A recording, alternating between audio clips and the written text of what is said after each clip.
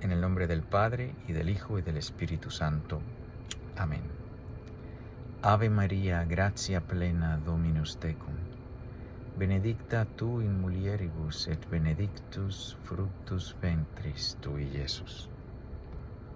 Sancta Maria, Mater Dei, ora pro nobis peccatoribus nunc et in hora mortis nostre. Amén. Shalom HaMashiach. Bienvenidos a este video sobre la asunción de la Santísima Virgen María a los cielos en cuerpo y alma. La Santa Madre Iglesia enseña infaliblemente que después que se acabó el tiempo de la vida de la Santísima Virgen aquí en la tierra, fue llevada cuerpo y alma al cielo. Sabemos que cuando un santo muere, su alma va al cielo. Los santos que han vivido las virtudes en grado heroico, pues se entiende, se espera, se considera que la reparación por sus pecados, es decir, el tiempo que hubiesen tenido que pasar en el purgatorio por cualquier reparación que no se haya hecho en esta tierra, pues ya lo han sufrido, de manera que van directo al cielo. ¿Se entiende eso? No creo que haya una enseñanza infalible de la Iglesia definiéndolo así. Lo que sí la Iglesia ha dicho claro es la existencia del purgatorio, donde se hace reparación por aquello que no se haya hecho reparación durante nuestra vida mortal. Solo Dios sabe en qué estado está el alma al partir de este mundo. La Iglesia nos da la lista de los que podemos estar seguros que ya están en el cielo, son los santos.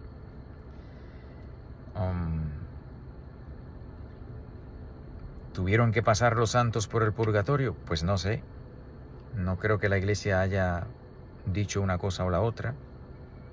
Porque recordemos, los santos no son los que nunca pecaron. Porque solo hay dos personas, una divina y una humana, que jamás ha pecado.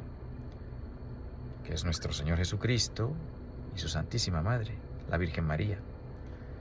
Todos los demás, aunque no hayan tenido pecado propio, pues han heredado el pecado, hemos heredado el pecado original. Pero bueno, la Santísima Virgen María, a diferencia de los santos que están solamente con su espíritu, con su alma en el cielo, la Santísima Virgen María está en el cielo con su cuerpo y su alma. Hay dos cuerpos en el cielo, tal vez cuatro. ¿Cuáles son esos dos que seguro están ahí? El de nuestro Señor Jesucristo, glorificado cuando ascendió al cielo. El de la Santísima Virgen María, cuando se acabó su tiempo en esta vida.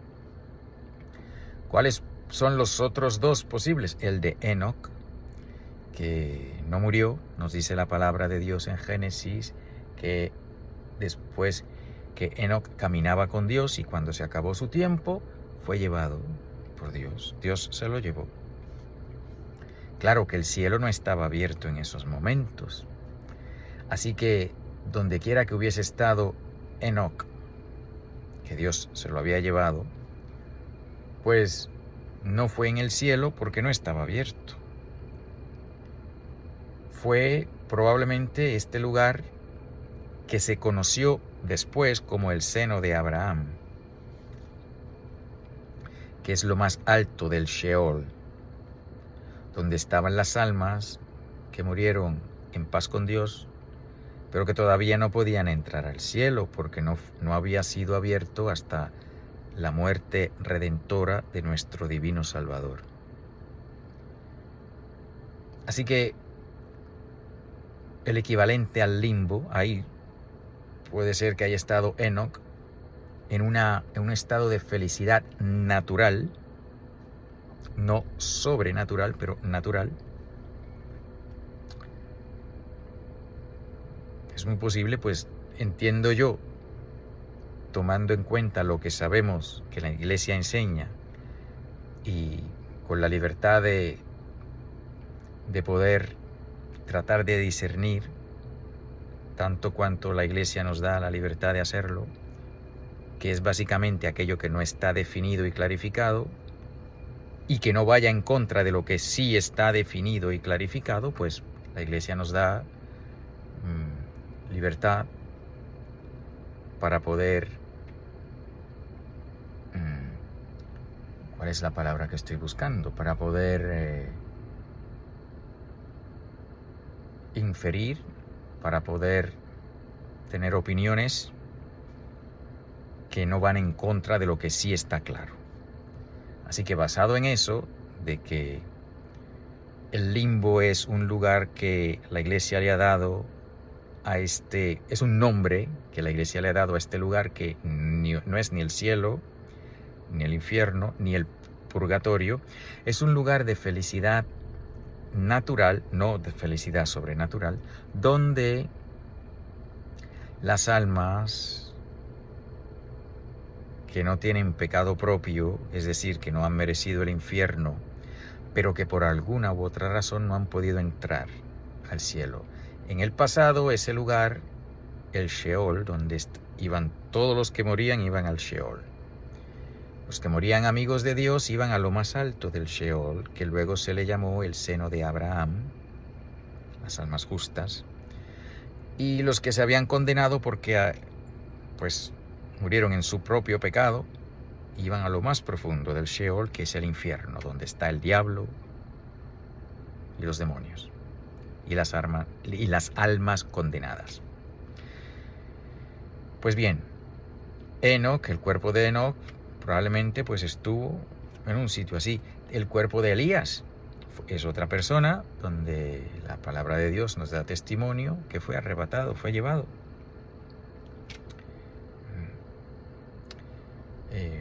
al cielo. Pero ninguno de ellos pudo haber estado en el cielo sin que el cielo haya sido abierto, que se abrió con la muerte redentora de nuestro divino Salvador. El caso después que murió nuestro Señor y el cielo fue abierto, pues esas almas que estaban en el seno de Abraham pudieron entrar al cielo. El Señor les dio la noticia, dice la palabra de Dios, que Él fue a predicarle a las almas. El Señor descendió a los infiernos. Entiéndase que lo decimos en el credo, el Señor descendió a los infiernos, entiéndase al Sheol, es decir, aquel lugar donde las almas estaban esperando la redención. Él no descendió a donde estaban las almas condenadas con el diablo, porque para ellas ya habían rechazado la redención antes de que se le hubiese ofrecido. Los que estaban en el seno de Abraham no habían rechazado la redención, pero no les había sido ofrecidas. A esas almas fue que el Señor descendió a los infiernos para darle la buena noticia, para predicar a las almas, es decir, para anunciarles: ya está abierto el cielo, ya el precio ha sido pagado, la redención ha sido realizada, vengan benditos de mi Padre. Esas almas que estaban ahí, almas justas, pues fueron, supongo que Enoc y Elías, que nos dice la palabra que fueron llevados en su cuerpo, pues estaban ahí, esperando en un lugar de felicidad natural,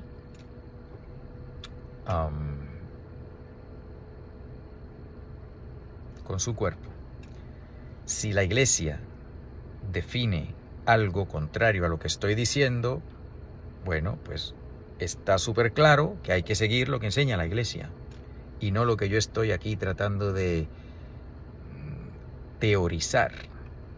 Estoy teorizando y hasta donde yo veo no va en contra de la enseñanza de la Iglesia, pero si alguno de ustedes tiene conocimiento de que estoy diciendo algo que va en contra de lo que enseña la Iglesia, pues déjemelo saber.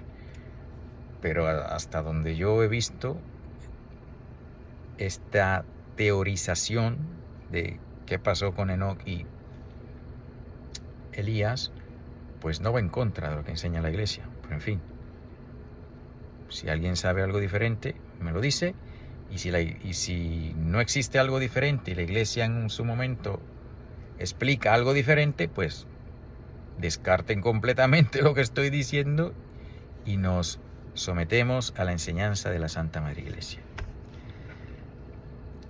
A lo que íbamos, la asunción de la Santísima Virgen María. Ella, a diferencia de lo que pudo haber pasado con Enoc y con Elías, ella sí está en el cielo, con su cuerpo glorificado y con su alma.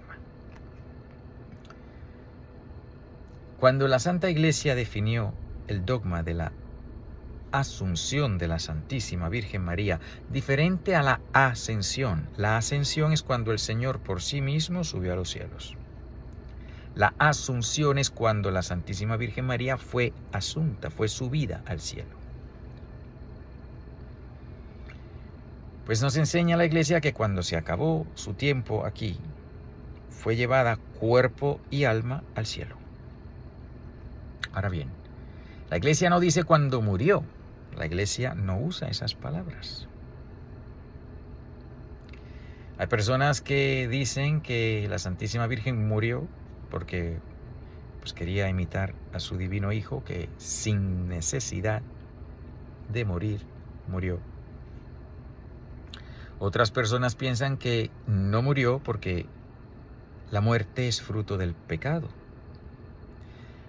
Y ya sea por el pecado propio, hay que morir, o ya sea, como en el caso de nuestro divino Salvador, que no tuvo pecado propio, pero cargó con los pecados de la humanidad, por eso escogió pasar por la muerte.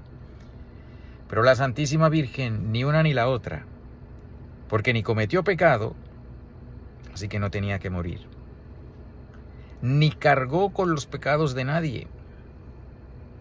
El Señor lo hizo. Así que, personalmente, pienso que ella no murió. La Iglesia no ha dicho una cosa o la otra, así que tenemos libertad. ¿Por qué pienso que no murió? Pues, lo primero, porque no tuvo ningún pecado. Y no cargó con los pecados de nadie. ¿Estuvo ahí al pie de la cruz? Sí. Pero la Santísima Virgen es, vamos a echar para atrás, en la creación, cuando Dios creó el mundo, lo creó perfecto, lo creó en orden, lo creó en paz y en amistad con Dios. De hecho, cuando vemos la descripción del paraíso, donde el hombre, una vez creado, fue colocado ahí en el paraíso, se ve una similitud a la descripción del paraíso con la descripción del templo.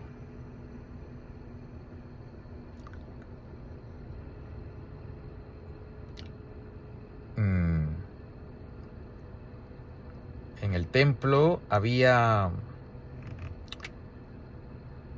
frutos, animales. El hombre estaba encargado de administrar el paraíso. Las palabras que usa la Sagrada Escritura para describir lo que Adán hacía en el templo son las mismas palabras que el libro de Levítico asigna a los sacerdotes en el templo. Así que esa conexión, el paraíso, pues era como una especie de templo. El templo, que vino cronológicamente después, es un paso más hacia restaurarlo todo en Cristo. Vamos a ver. La creación estaba perfecta. Dios colocó a Adán y a Eva perfectos dentro del resto de la creación perfecta, ordenada a la gloria de Dios, cosa que el pecado destruyó. El pecado comenzó a reinar primero en el corazón de Adán y Eva, y el pecado y sus efectos se extendieron al resto de la creación. De manera que entró la muerte al mundo, entró el sufrimiento, entró el desorden, el caos, a la santísima creación de Dios, porque la creación es obra de Dios.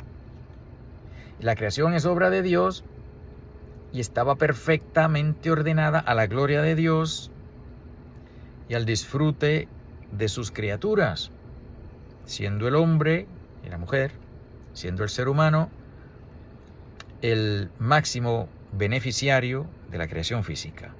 Fue para nosotros. Dios no la necesita. El pecado, pues, se cargó todo eso. Y en la historia de la creación, el Señor comenzó poco a poco a recoger los pedazos en lo que fue rota esa primera creación. Es como, imagínense, un envase preciosísimo de cristal que cae al suelo y todos los pedazos están esparcidos por la gran caída. Pues así quedó la creación, hermanos. Quedó toda rota, con los pedazos esparcidos. Y el Señor, en su plan de salvación, comenzó a recoger todas esas cosas, poco a poco, poco a poco. De ahí, primero, pues encontró hombres que respondieron a la gracia de Dios, como Abel, el justo Abel, Enoc y demás, Noé, hasta que finalmente, cuando llegó, y poco a poco, pues el Señor iba recogiendo las cosas, recogiendo esos pedazos. Cuando Abraham, pues comenzó la preparación para que el Señor, que primero habitaba en el alma de Adán y Eva y en el mundo, porque estaba en orden, y luego del pecado ya no habitaba en Adán y Eva, ya la gracia de Dios ya no estaba en ellos, y el orden de Dios ya no estaba en el universo, pues el Señor primero comenzó con los hombres. Los hombres que respondían a la gracia de Dios, el Señor habitaba en ellos, la gracia de Dios. Pero iba preparando la creación para que el Señor pudiese habitar también en la creación. Por eso primero vemos que hay hombres como Abraham, amigos de Dios, siervos de Dios, obedientes a Dios.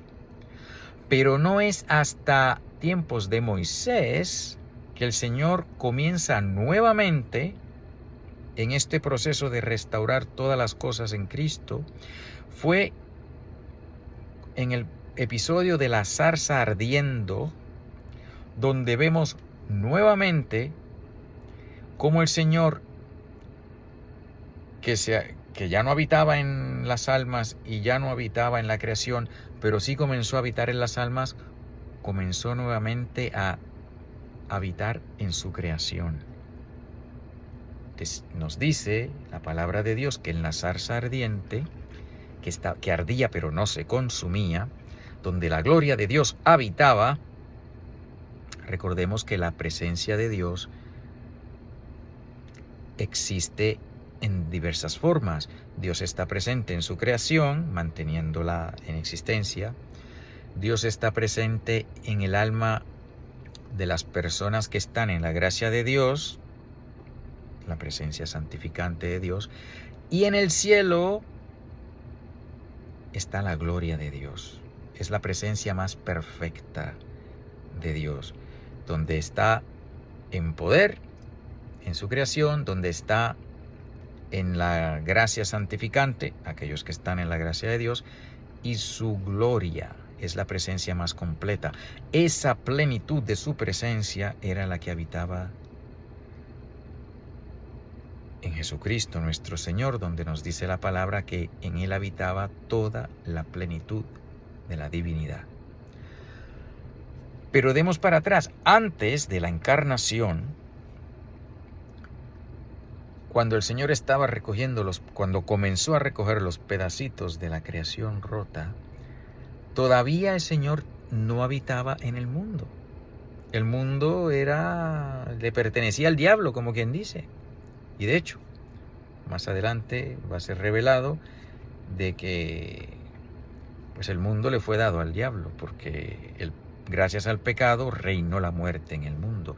Y el Señor, que permitió eso temporariamente, no dejó de trabajar para que todo el mundo, todas las cosas fuesen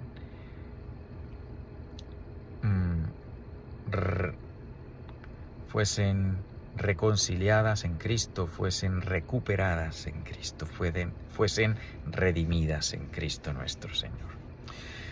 Pues bien, en el episodio de la zarza ardiendo, el Todopoderoso se manifestó a Moisés y por primera vez desde la caída de Adán, el Señor vuelve a habitar en su creación de una manera con su gloria. Recordemos, el Señor siempre habita en su creación conservándola, habita en el alma que está en la gracia de Dios, pero su gloria habitó al principio, pero después del pecado ya no. Pero el Señor quiere habitar en la creación con su gloria.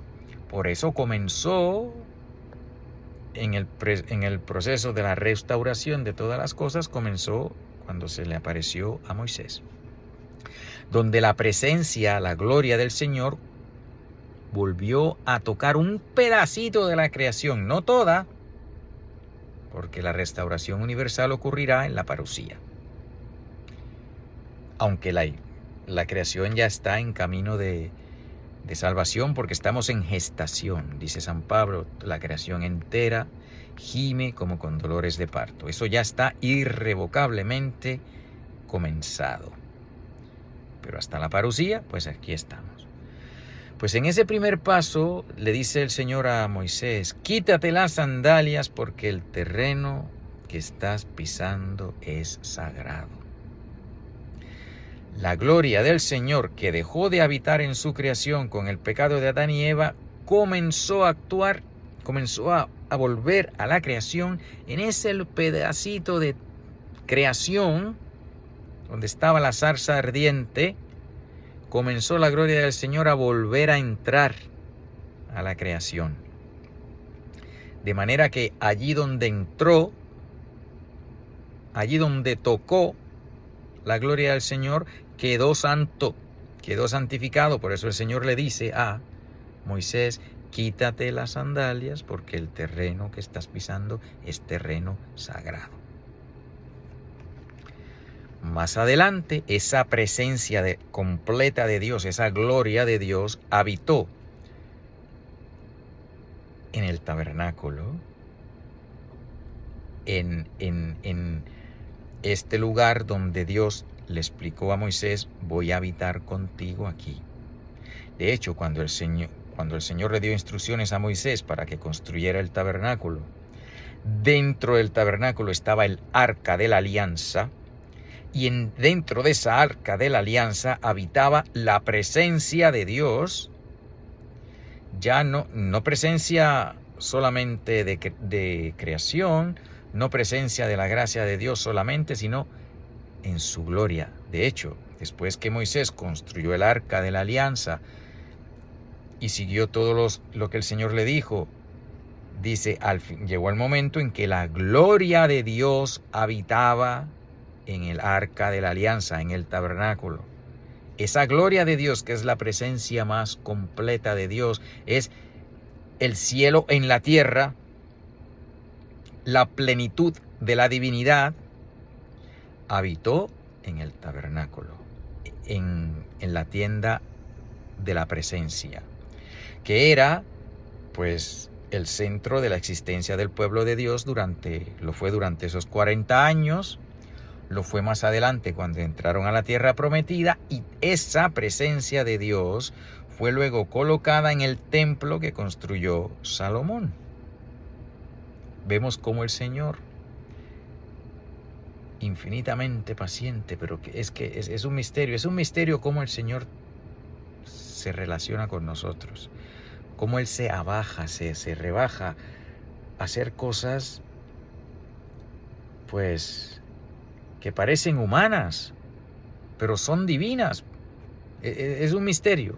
La encarnación siendo el más grande de todo esto y la que le da sentido a todas estas acciones. En fin, pues el Señor que habitó el Shekinah, que es la presencia de Dios, la presencia de la gloria de Dios, que habitó en el tabernáculo, que habitó en el templo, de tal manera que cuando los israelitas iban al templo, iban a la presencia de Dios. El Dios que está presente en toda su creación, solo estaba presente con su Shekinah, en su gloria, en el templo.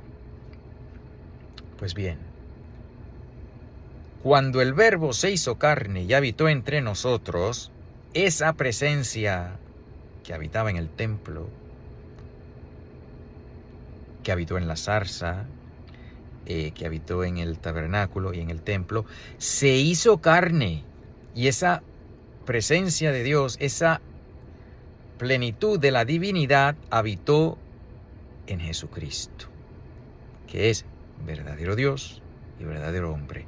El que sin dejar su gloria infinita, sin dejar de ser Dios, se hizo hombre, tomó la naturaleza humana.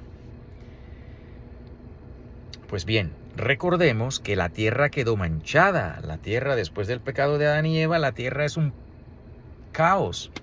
Poco a poco el Señor fue, como quien dice, poniendo el pie en la puerta para querer, porque Él quería entrar nuevamente a su creación, con su gloria. Y lo hizo de una manera bien específica en la zarza, en el tabernáculo, en el templo. Pero ya se acercaba el tiempo para que esa presencia llegara a la creación entera. ¿Qué hacer? Porque la creación entera estaba manchada, a excepción de esos lugares que el Señor había marcado.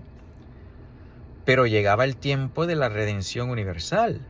Llegaba el tiempo que el pueblo de Dios se iba a abrir a los gentiles, que el Mesías iba a venir para salvar al mundo entero. Entonces, ¿qué? Porque la creación estaba hecha un desastre.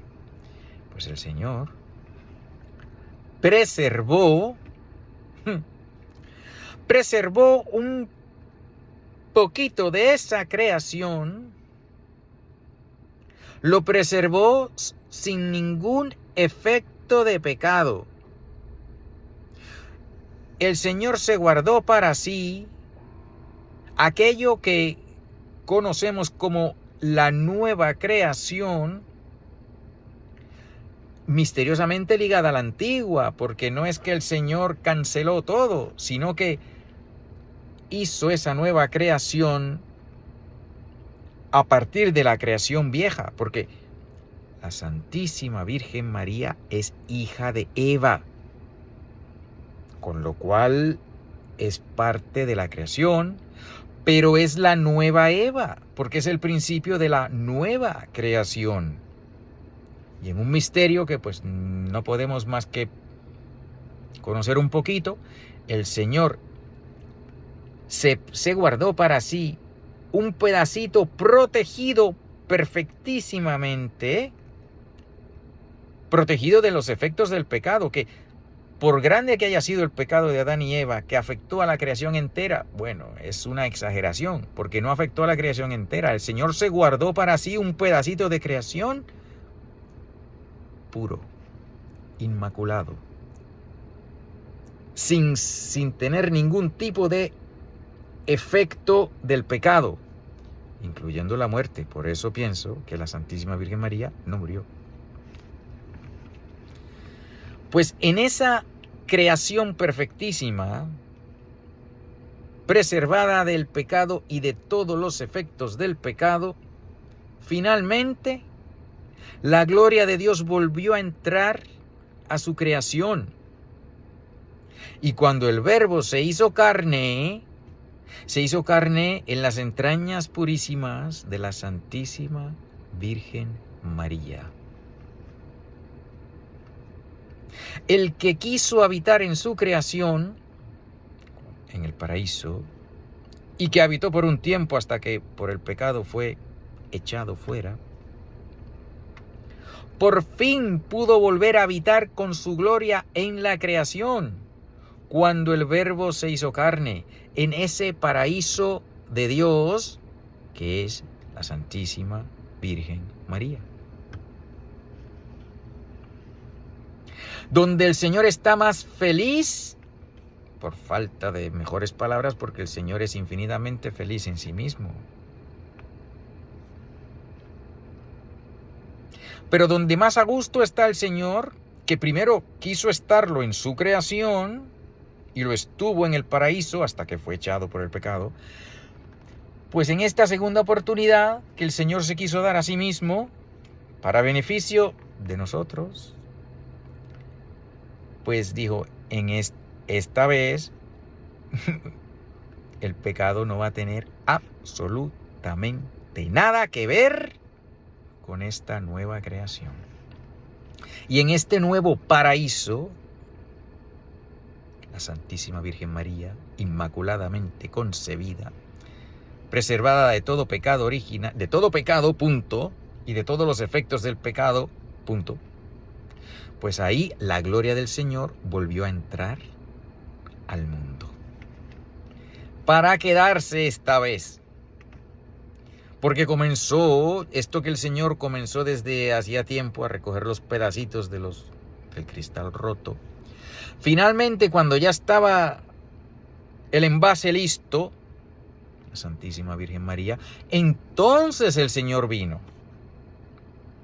En la plenitud de los tiempos. Cuando nació aquella que había de nacer, entonces el Señor por fin, en su gloria, volvió a entrar al mundo. Y el Verbo se hizo carne y habitó entre nosotros. La Santísima Virgen María, su cuerpo que es templo como todos nuestros cuerpos, pues son templos, dice San Pablo, que somos templo del Espíritu Santo. Pero el templo más purísimo, pues es el templo del cuerpo de la Santísima Virgen María. Su cuerpo y su alma, la purísima. La que no es que su alma, en ella no existió, ni ha existido, ni existirá lo que existe en nosotros, en ti, en mí, que dice San Pablo. No hago el bien que quiero, pero hago el mal que no quiero. Esa concupiscencia, esa batalla entre el hombre espiritual y el hombre carnal, pues eso no existió en la Santísima Virgen María, porque ella, la etimología de la palabra pura es que no está dividida, completa. La Virgen María es una, fue creada perfectísima, y puesto que la división o las batallas son fruto del pecado y ella, el pecado no tiene nada que ver con ella, pues ella respondió infinitamente mejor que como respondió la primera creación, respondió la Santísima Virgen a esa gracia. De manera que la gracia que Dios le dio desde el instante de su concepción, ella la aumentó respondiendo a cada gracia que el Señor le daba. Es la nueva creación, es la creación perfectísima, la creación donde no hay pecado ni puede haberlo. Pero en un misterio de Dios, puesto que la primera creación sí se rompió, pues esa nueva creación dentro de la antigua va poco a poco apoderándose, influyendo, redimiendo a la vieja creación. Así como un bebé está dentro de su mamá hasta que sale, pues la nueva creación está dentro de la vieja creación.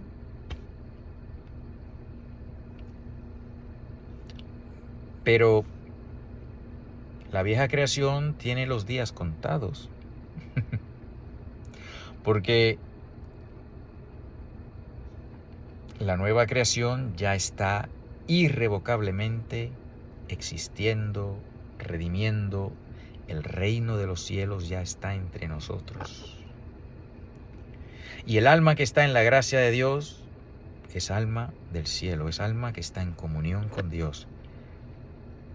Todavía en esta tienda corruptible, como dice San Pablo, pero esperando con ansias la tienda incorruptible.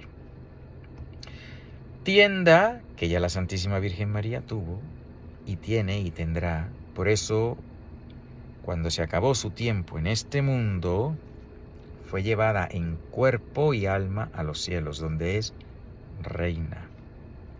Dice la palabra de Dios que en la resurrección seremos como ángeles. No que cambiaremos de naturaleza, porque la naturaleza de los ángeles es una, la naturaleza de los animales es otra, la naturaleza humana es otra, la naturaleza divina es otra. Pero que seremos semejantes a los ángeles en que nuestro cuerpo glorificado se asemejará mucho a los ángeles.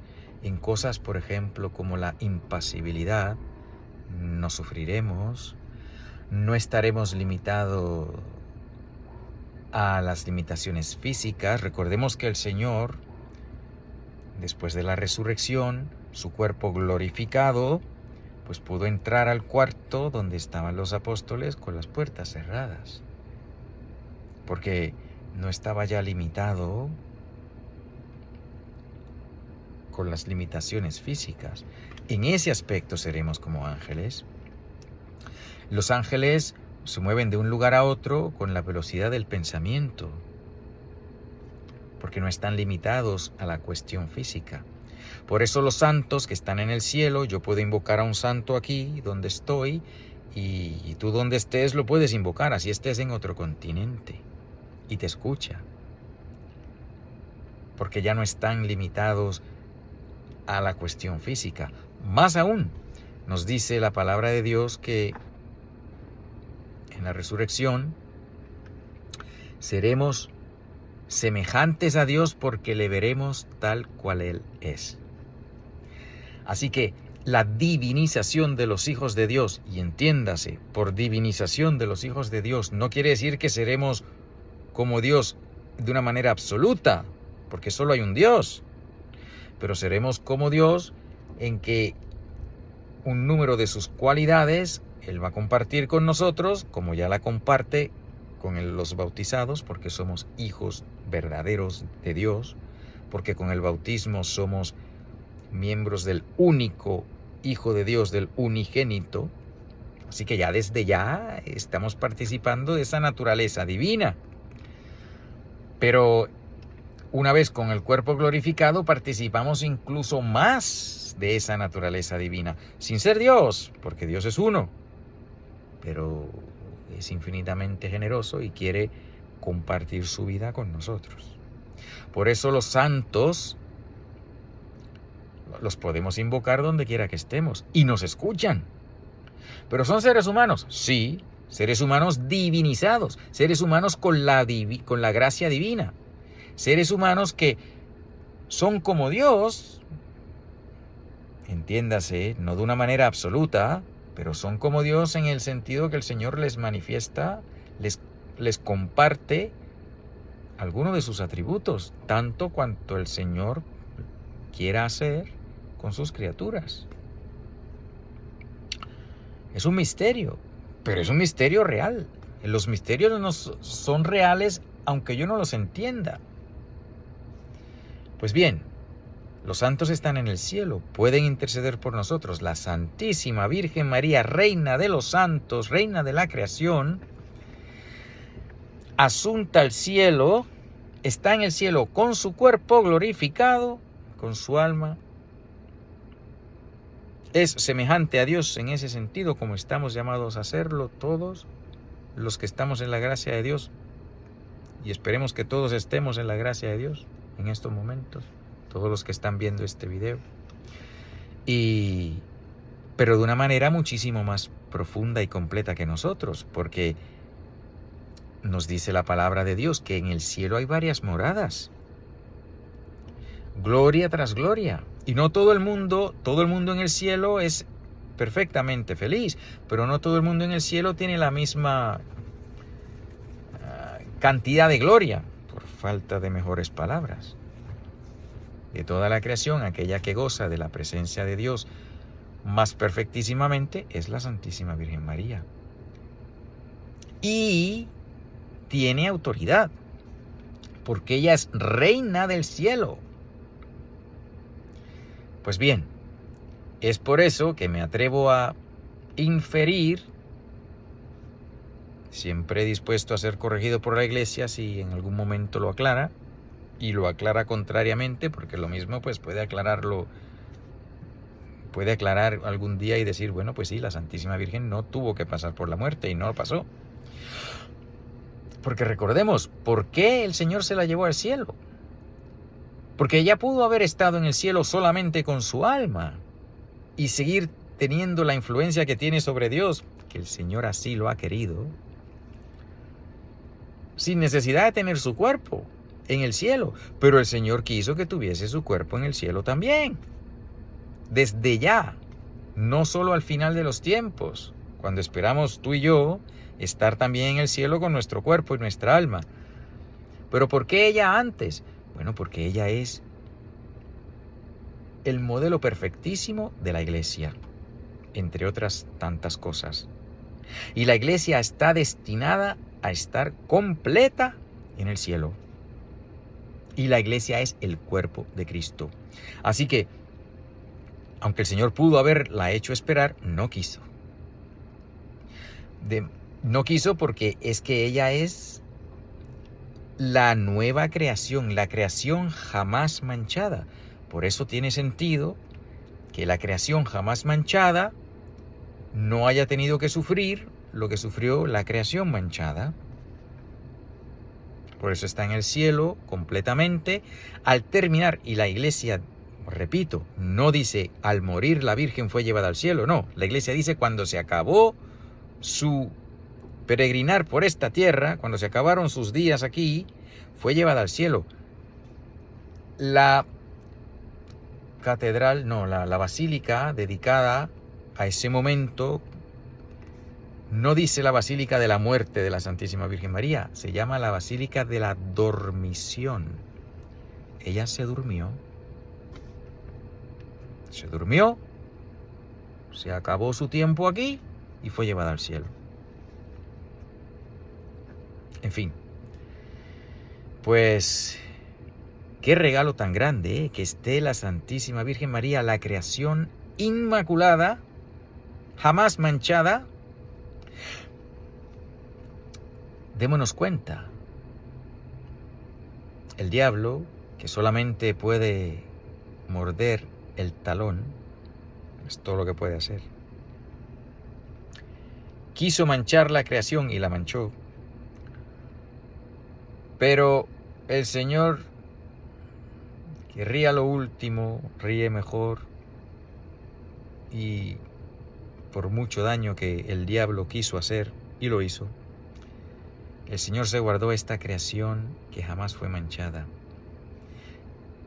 La Santísima Virgen María, el paraíso terrenal de Dios, donde Dios habita más felizmente, por falta de otras palabras, más felizmente en la Santísima Virgen María está el Señor que en el cielo con los ángeles. Porque es la creación perfectísima, jamás manchada, donde estamos tú y yo llamados a ir. Cuando vayamos al cielo, estaremos en esa nueva creación. Esa nueva creación comenzó con la Santísima Virgen María, y si somos miembros de la nueva creación, somos miembros de ella. Creación de Dios, sí, pero la creación como Dios quería que fuese desde el principio y más aún, porque donde abundó el pecado, sobreabundó la gracia. Bueno, pues bendito sea Dios. Ya la solemnidad de la Asunción de la Santísima Virgen María ha pasado, pero pues meditar en estas cosas se puede hacer en cualquier momento. Termino pidiéndole al Señor que todos los que estén viendo este video, si no están en la gracia de Dios, que lo estén pronto, que se confiesen y estén en la gracia santificante de Dios, y que si están en ella, que perseveren hasta el fin. Y Señor amado, te pedimos que vengas pronto.